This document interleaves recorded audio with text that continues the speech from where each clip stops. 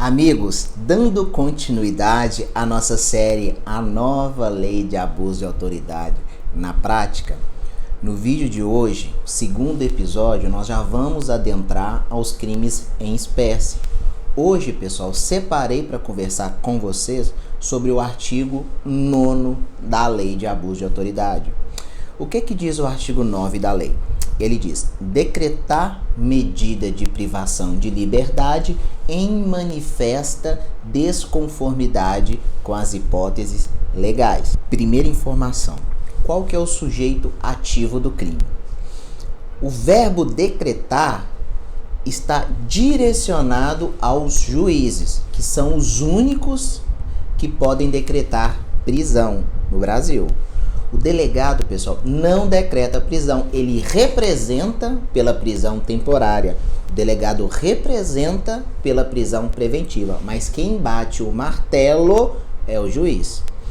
O MP, por sua vez, ele requer uma prisão temporária, ele requer uma prisão preventiva, mas quem decreta é o juiz. Então, pessoal, quem pratica este crime do caput do artigo 9º é a autoridade judicial, juiz, desembargador e ministro. Resumindo, pessoal, o crime consiste em a autoridade judicial decretar medida privativa de liberdade em desacordo com as hipóteses autorizadas pela lei. Bom, professor, quais são as medidas de privação de liberdade que nós temos hoje no Brasil? Primeiro, prisão cautelar, que pode ser temporária ou preventiva. Prisão para cumprimento da execução definitiva da pena. Medida de segurança detentiva, que é o caso da internação. Semiliberdade e internação de que trata o Estatuto da Criança e do Adolescente e a internação psiquiátrica da Lei 10.216 de 2001. Então, pessoal, a lei atinge todas essas medidas de privação de liberdade. Agora, o sujeito passivo. Nesse caso, novamente, nós teremos dupla subjetividade passiva. Sujeito passivo principal ou imediato, que é a pessoa que teve a liberdade cerceada em desconformidade com a lei. E secundariamente, o Estado, poder público. Agora, pessoal, eu peço a atenção redobrada para vocês, porque será a maior taxa de êxito para a nossa defesa do crime do artigo 9º.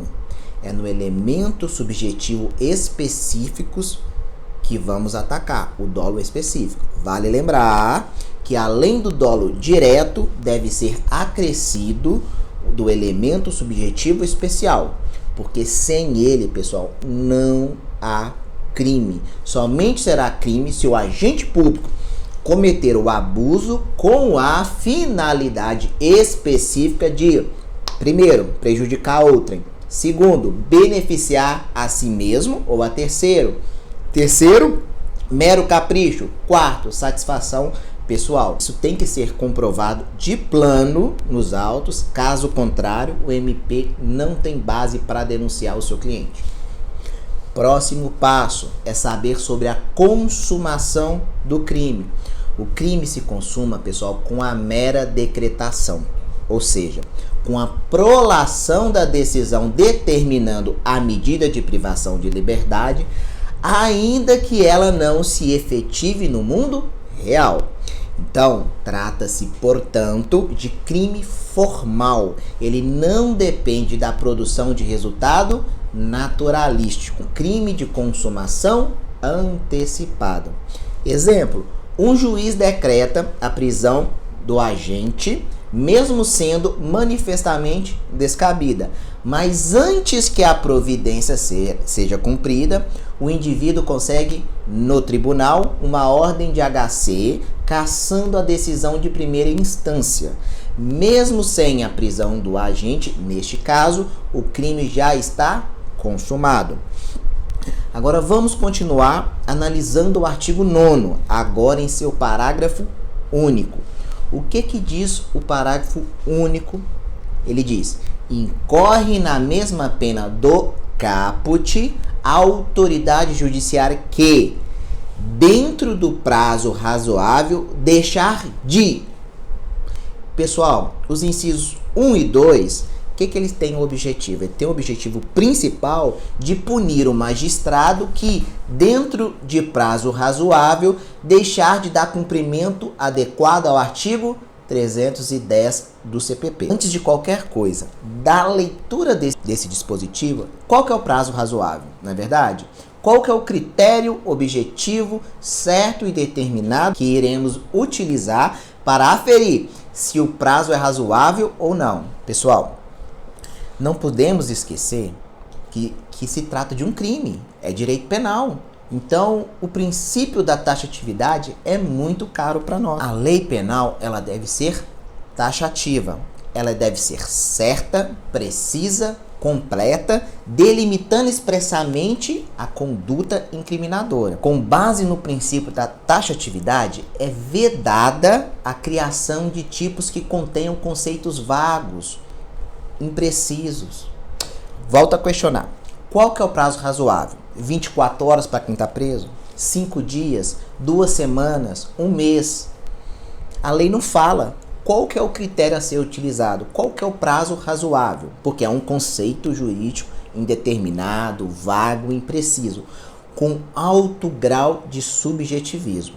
E nesse terreno, pessoal, o decisionismo impera. E se não tem uma regra precisa para definir qual é o prazo razoável, esse artigo simplesmente não tem aplicação. Voltemos ao dispositivo legal. O que o juiz não pode deixar de fazer o quê? Número 1, relaxar a prisão manifestamente ilegal.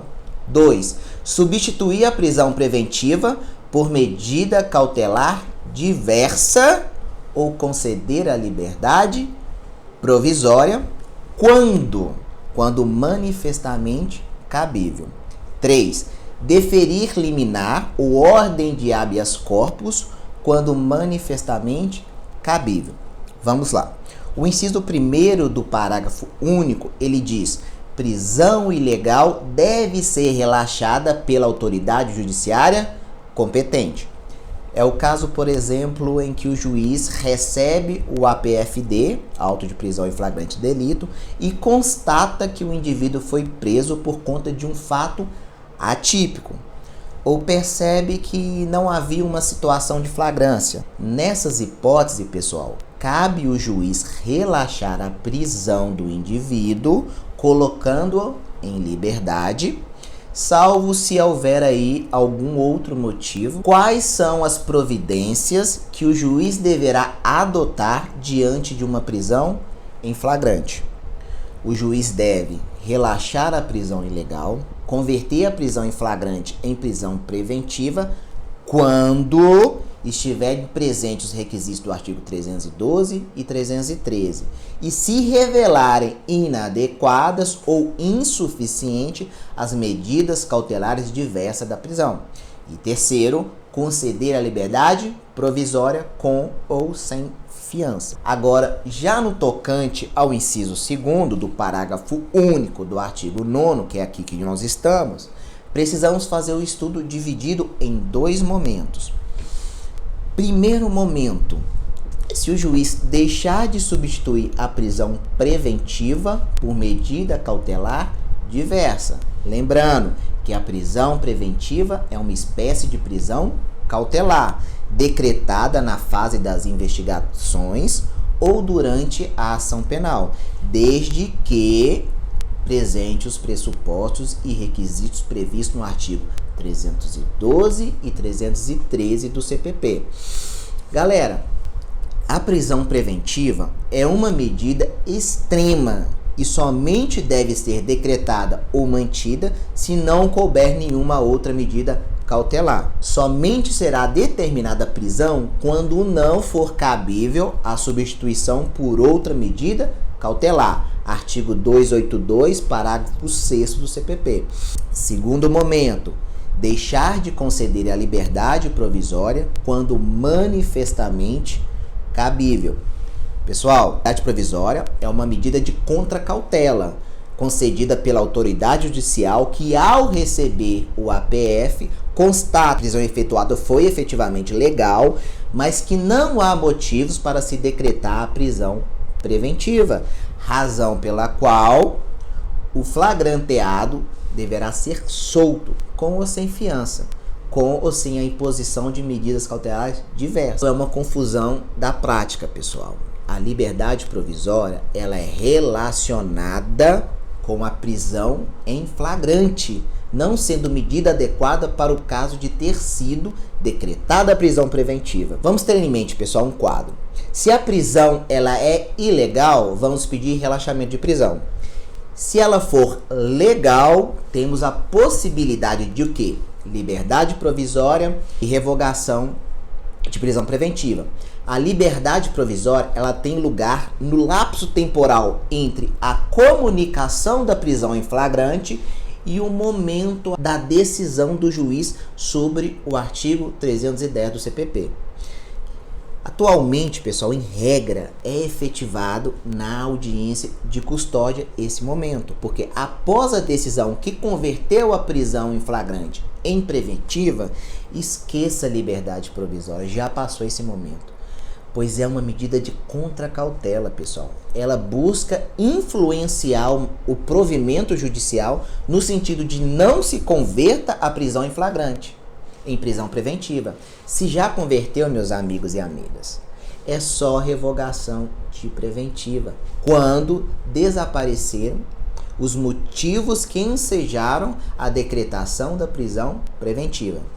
Agora vamos para o inciso 3º do parágrafo único do artigo 9º, que diz: comete crime de abuso de autoridade o juiz que, em prazo razoável, deixar de deferir liminar ou ordem habeas corpus quando manifestamente cabível.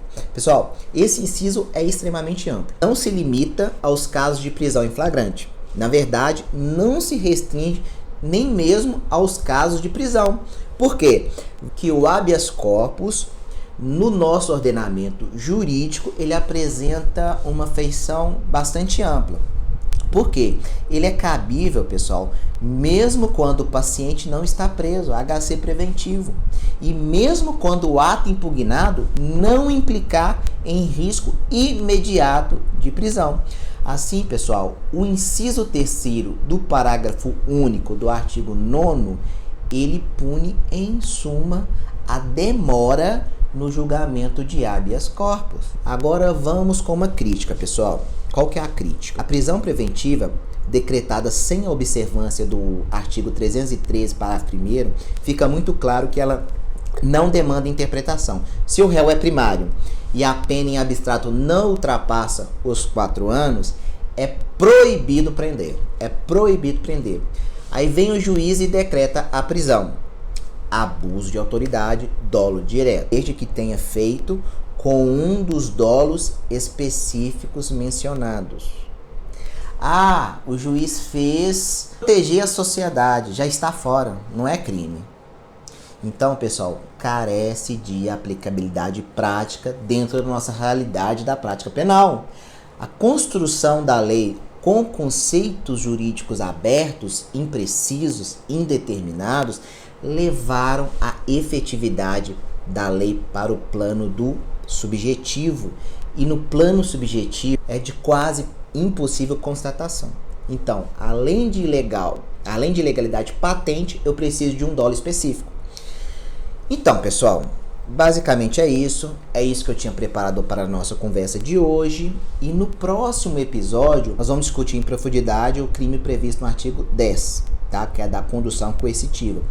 Eu espero todos vocês lá, e não deixem de comentar os vídeos, o que vocês estão achando dessa série, se ficou alguma dúvida, o que vocês entendem que é importante e ficou de fora. Vamos construir, pessoal, a nossa compreensão dessa nova lei. Então é isso, pessoal. Um abraço e até a próxima.